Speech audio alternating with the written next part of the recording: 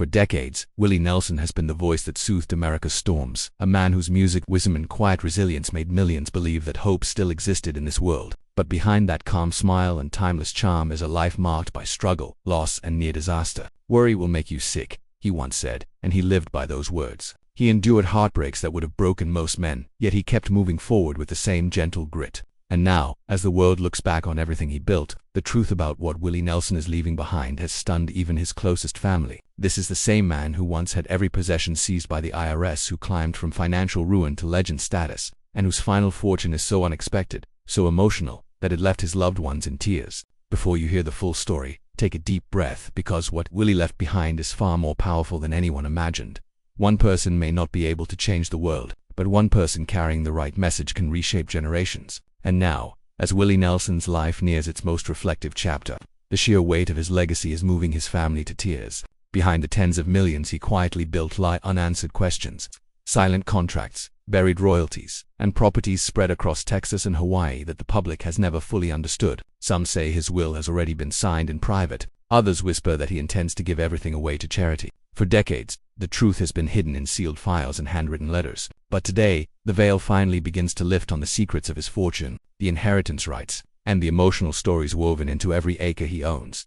Willie Nelson's world today is centered around Luck Ranch, a breathtaking 500 to 700-acre stretch of land in Spicewood, Texas. He bought it back in the 1980s and slowly shaped it into a Western-style sanctuary that looks like it stepped out of a classic film set. Wooden cabins, old-style barns, dusty pathways, a performance space that echoes his early touring days, and a small town-like cluster of buildings carry his unmistakable touch, simple, rugged, and filled with spirit. At the center stands his main home, nearly 5,000 square feet of warmth, history, and quiet reflection, with a wraparound porch facing endless meadows. The property, valued now between $4 and $5 million, remains legally owned by Willie himself. It's not just his residence, it's his retreat, his workshop, his heart. Friends and families say you can feel the music in the air long before you hear it. And that's not his only sanctuary. Willie also owns a private home in Hawaii, perched above the ocean, surrounded by silence except for waves and wind. He has spent his winters there since 1983, living far away from crowds, cameras, and the noise of fame. Land records keep the property details hidden, but insiders claim it's one of his most treasured escapes, a place he never intended for the public to see.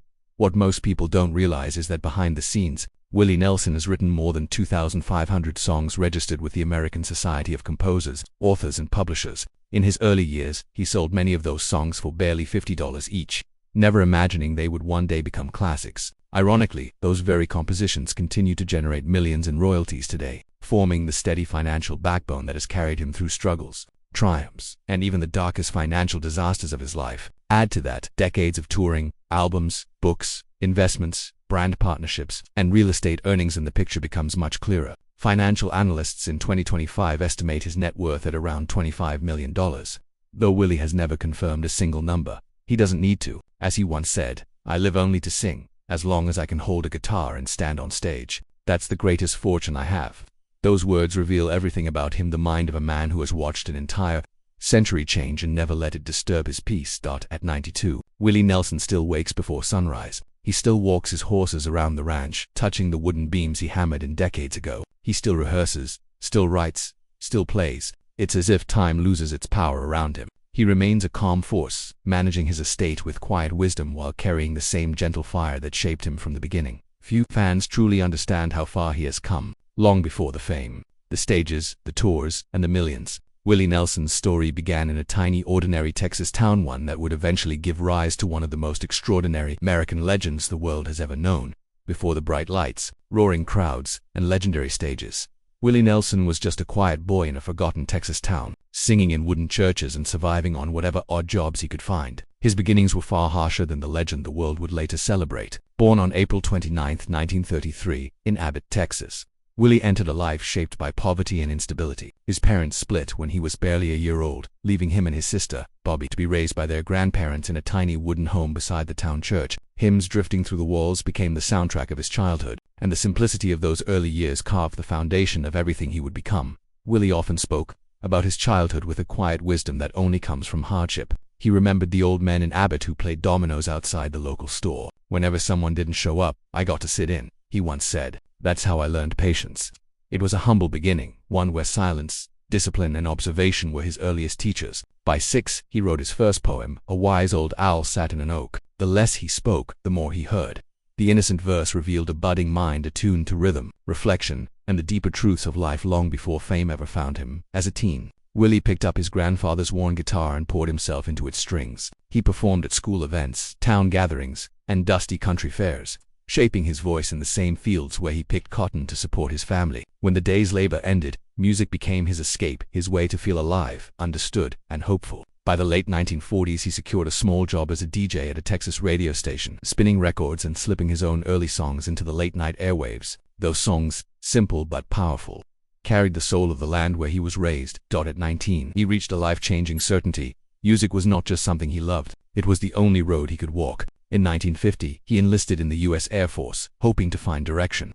But a painful back injury ended his service early. Forced to return home, he drifted across Texas, performing in bars, dance halls, and smoky clubs anywhere that would pay a few dollars for a night of music. The crowds were small, but his passion was enormous. Every performance pushed him to write more, dream more, and refuse to surrender the one thing that gave his life meaning. By 1956, Willie scraped together what little he had to record his first single, No Place for Me, under a tiny label he created himself. The record sold only a few hundred copies, and most people barely noticed, but Willie did. To him, it wasn't a failure. It was proof that he had stepped into the arena. It was the first beat of a career that would eventually shake the entire country music world. With courage outweighing his fears, he left Texas for Nashville, the place where careers either exploded or disappeared. He took radio jobs, played backup guitar, wrote tirelessly, and slowly became known in the songwriting circles. Nashville was tough, competitive, and unforgiving, but it was there through the grind, the rejections, and the endless nights writing alone that Willie Nelson's gift began to shine through the noise. Songs like Crazy and Hello Walls became instant classics, not because Willie sang them, but because his writing carried a truth no one else could capture. When other artists turned his lyrics into massive hits, Nashville finally began to pay attention. Yet those early victories came with long, sleepless nights. Willie lived in a cramped apartment, writing songs until dawn just to sell them for a few dollars apiece. He survived on coffee, cheap meals, and the belief that one day his voice would matter. Those humble years taught him everything: how studios worked, how record labels negotiated, and how the business often rewarded formulas over creativity. And just when Nashville began opening its doors to him, Willie made a choice no one saw coming. He walked away. Leaving the comfort of Nashville's professional system was a daring move, the kind that could end a career or ignite a revolution. For Willie Nelson, it did the latter. When he returned to Texas in the early 1970s, he found something Nashville could never offer: freedom to write, freedom to sound different, freedom to breathe. That homecoming marked the beginning of a seismic shift in country music. In 1973, he released Shotgun Willie, an album born out of spontaneity, rebellion, and complete artistic control. Willie later said it felt like starting over as the truest version of himself. Critics immediately sensed the shift. The album was raw, fearless, and unlike anything dominating the genre at the time. It was the sound of a man breaking his chains. 2 years later, in 1975, Willie released the album that would change everything, Red-Headed Stranger, a stripped-down, haunting concept album about a wandering man in the Wild West. It defied every commercial rule. Nashville executives hated it at first, calling it too sparse and unfinished, but Willie refused to change a note. It was a big dream and a beautiful one, he later said, and the dream paid off. The album exploded, selling over 2 million copies and hitting the top of the country charts. It didn't just revive his career, it crowned him the new authority of artistic freedom in a genre notorious for its boundaries. Then came another unexpected turn. In 1978, Willie recorded Stardust, a collection of pop and jazz standards from his childhood. When asked why he would take such a risk, he simply answered, "I just sang the songs I grew up with." Industry experts predicted failure. Instead, the album became one of the biggest successes of his life, selling more than 5 million copies and staying on the charts for nearly a decade. With every bold step, Willie was shaping something bigger than music. He was building a movement. By the end of the 1970s, Willie Nelson wasn't just a country artist, he was a global icon. The fearless leader of outlaw country alongside Waylon Jennings and Chris Christopherson. Together, they built a new frontier for artists who refused to be controlled by Nashville's tight grip. And while his music soared, Willie expanded his vision even further. He began investing in Texas land, creating what would later become the legendary Luck Ranch. He built Pedernales Recording Studio, which soon became a creative refuge for artists across the country, a place where Southern soul seeped into every recording, and where musicians felt the same freedom Willie had carved out for himself. With each risk, each reinvention, each stubborn refusal to follow the rules, Willie Nelson transformed from a struggling songwriter into one of America's most important cultural figures. His rise wasn't an accident. It was the result of faith, fight, and a lifetime of choosing the harder path simply because it was honest. Willie Nelson didn't just conquer music, he stepped onto the big screen with the same raw authenticity that made him a star. His roles in The Electric Horseman and Honeysuckle Rose weren't polished Hollywood performances. They were extensions of who he truly was, a free-spirited wanderer, rugged, warm, honest, and unmistakably Willie. By the mid-1970s, his outdoor shows were drawing oceans of people, tens of thousands gathered under the open sky. United by outlaw country's rebellious heartbeat, the concerts brought in millions. But for Willie, the real reward was watching people from every walk of life stand shoulder to shoulder, singing the same songs. By the end of the decade, he had 3 classic albums, hit records topping the charts, and royalties pouring in. Willie Nelson wasn't just famous, he was a cultural force. But even at the height of glory, shadows began to gather. Behind the music, behind the freedom, behind the myth. Papers were piling up, contracts, loans, investments, agreements signed in good faith. What Willie didn't know was that all of it was slowly tightening around him. Then came the fall, a crisis so devastating it nearly erased everything he had built. By the late 1980s, Willie Nelson found himself standing on the edge of financial ruin. Decades of constant touring, limitless generosity, and blind trust in advisors had caught up with him. One day, without warning, the IRS delivered a notice that would shatter the life of one of America's most beloved musicians. They demanded more than $16.7 million, a staggering amount made even worse by years of hidden penalties and brutal interest. It was the kind of debt even the biggest stars could never escape easily. On November 9, 1990, federal agents walked onto Luck Ranch, his sacred home, and began seizing everything: houses, cars, recording equipment, even his personal instruments. The quiet Texas land that once echoed with music now echoed with the sound of government locks clicking shut. Fans and neighbors watched in disbelief as a legend lost almost everything. The collapse stemmed from failed investments and a financial management firm later accused of fraud. Willie had trusted them completely, but when the investigation unfolded, the tax liability didn't fall on the firm, it fell entirely on him. Every asset he owned was reevaluated, stripped, listed, and handed over as payment. Most people would have shattered under the weight. Most would have declared bankruptcy, disappeared, or surrendered. But Willie Nelson didn't flinch. With the same quiet strength he carried since childhood, he made a decision only he could make. "I knew I had to do something," he later said, "so I decided to sing my way out of debt." And that's exactly what he did. Instead of hiding, Willie turned his crisis into a creative lifeline. In 1991, he recorded an intimate album titled The IRS Tapes, Fooled by My Memories, a stripped-down collection made with nothing but his guitar, his voice, and his determination. Under a special agreement with the government, every single dollar from the album would go directly toward his debt. Against all odds, the project took off. Fans across the country bought copies not just to hear Willie sing, but to stand beside him in his darkest fight. The album generated more than $3.5 million, carving a massive chunk out of the bill the IRS said he owed. People weren't just listening to music, they were rescuing a man who had given his heart to America. And Willie, even in those crushing financial years, kept performing, kept writing, kept smiling, showing the world that even when life knocks you to your knees, you can rise again with a guitar in your hands and a song in your soul. In a declining music market, the success of Willie's IRS album became a powerful reminder of how deeply America loved him. Fans weren't just buying a record, they were helping a man who had given them decades of comfort and truth. Their loyalty was so overwhelming that by 1993, after long and exhausting negotiations, the IRS agreed to reduce his debt to about $9 million.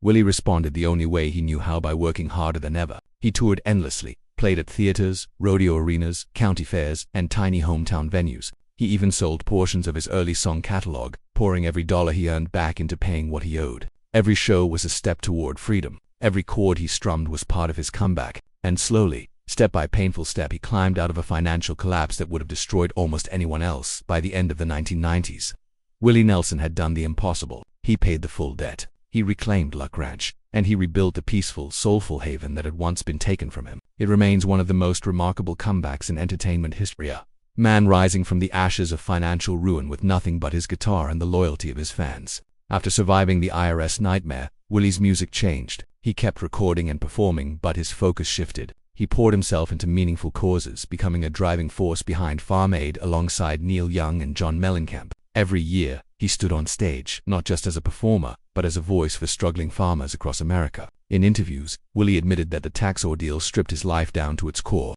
Music, he realized, was the only thing I could truly trust. He started over at 58 with no bitterness, no excuses, just a determination to keep singing. With his debts finally erased, Willie restored Pedernal's recording studio, reinvested in instruments, and returned to an almost unstoppable pace of creation. Fans no longer saw him as just a country singer. They saw him as a symbol of endurance, resilience, and rebirth. Through all the devastation, one thing had remained untouched: Trigger, his beloved guitar. When everything else was seized, Trigger survived. Willie once told friends, "If I lose Trigger, I lose my life."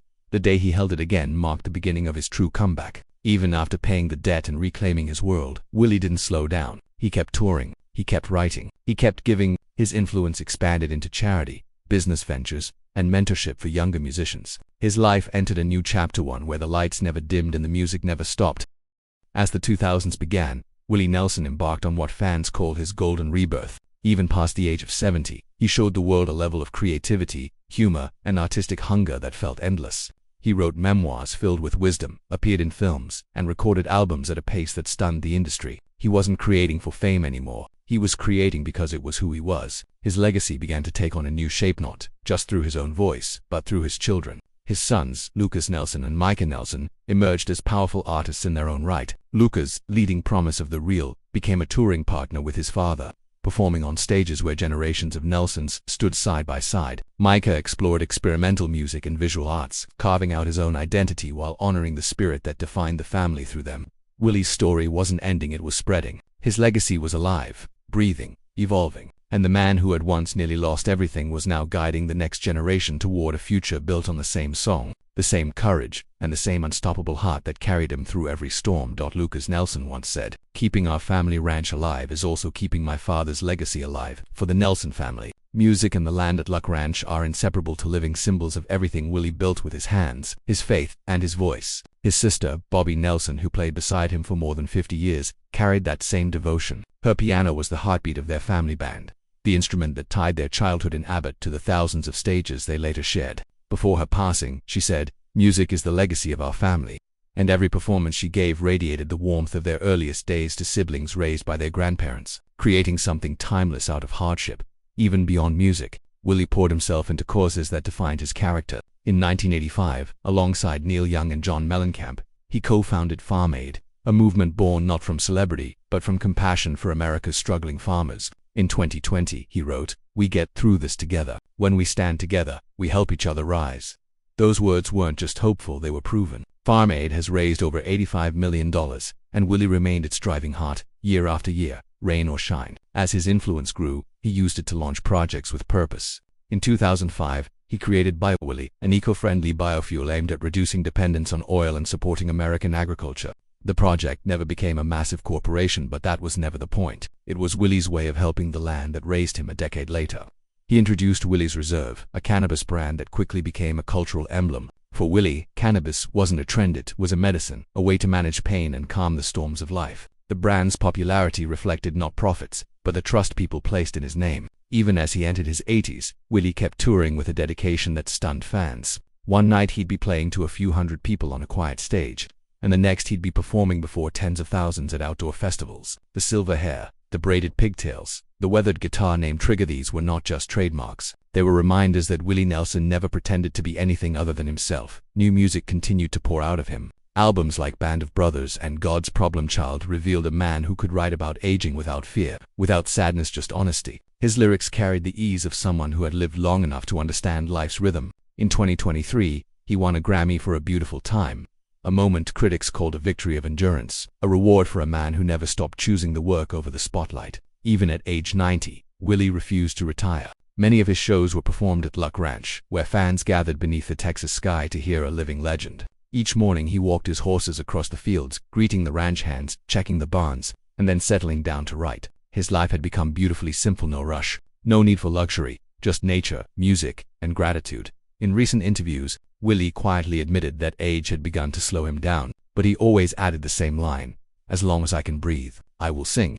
His 2025 album, Workin' Man, is proof of that promise. The songs are plain, the vocals warm and worn, and the message unwavering: keep creating, keep working, keep giving. Willie Nelson has become far more than a musician. He is a symbol of endurance, compassion, and American spirit. His voice echoes from farm fields to massive arenas, from back roads to grand theaters. It is a bridge between generations, a reminder of what art can be when it comes from the heart and never stops. If you believe Willie Nelson's journey deserves to be remembered, share this video so others can learn how a boy from a poor Texas town became one of the most beloved icons in American culture. And don't forget to subscribe for more true stories of the legends who shaped the world of music.